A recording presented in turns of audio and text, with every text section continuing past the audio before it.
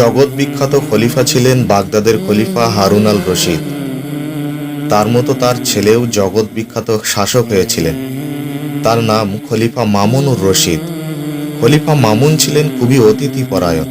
একবার মামুনুর রশিদের বাড়িতে এক মেহমান বেড়াতে এলেন। খুব নামি দামি মেহমান, নাম তার ইয়াহিয়া। খুবই জ্ঞানী ব্যক্তি, তখনকার দিনের বড় জ্ঞান সাধক। বেড়াতে এসেছেন রাতের বেলা। মামুন দরবারের সমস্ত কাজকর্ম সেরে মেহমানের সাথে বিভিন্ন বিষয়ে আলাপ করছেন। মামুন শাসক আর মেহমান জ্ঞানী, দুজন আলাপ করছে। কত বিষয় তাদের আলোচনায় আসছে।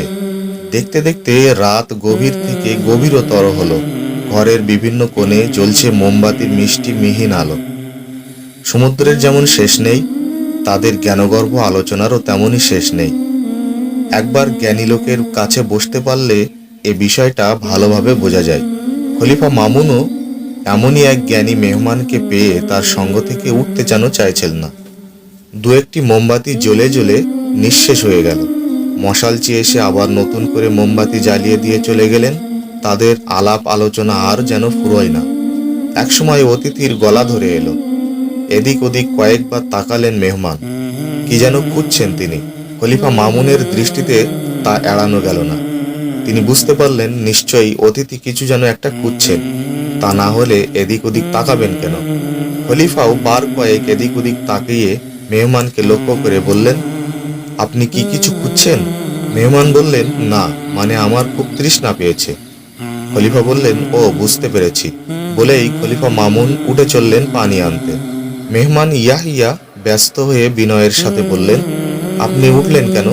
কোনো ভৃত্যকে ডাকলেই কি হতো না? খলিফা বললেন, তাতে কি? আমি খলিফা বলেই কি আপনি এমন কথা বলছেন? খলিফার পানি আনতে দোষ কি? মহানবী সাল্লাল্লাহু আলাইহি ওয়াসাল্লাম স্বয়ং বলে গেছেন, জাতির প্রধান ব্যক্তি জনগণের সাধারণ খাদেম মাত্র। এ কথা বলে খলিফা মামুন পানি আনতে চলে গেলেন। মেহমান ইয়াহিয়া খলিফার কথার কোনো জবাব দিতে পারলেন না। আর জবাবই বা দেবেন কি? তিনি তো সত্য কথাই স্মরণ করিয়ে দিলেন। মেহমান খলিফাকে তার কাজের জন্য বাধা দিতে পারলেন না।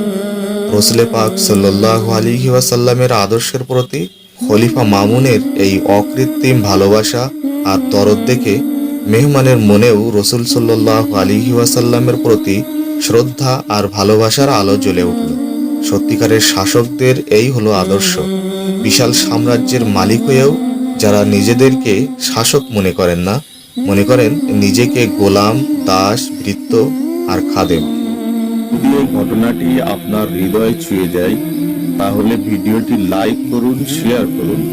আর এমন আরো সত্য ঘটনা জানতে চ্যানেলটি সাবস্ক্রাইব করে পাশে থাকা বেল আইকন অন করে রাখুন, যাতে নিত্য নতুন ভিডিও সবার আগে পেতে পারেন।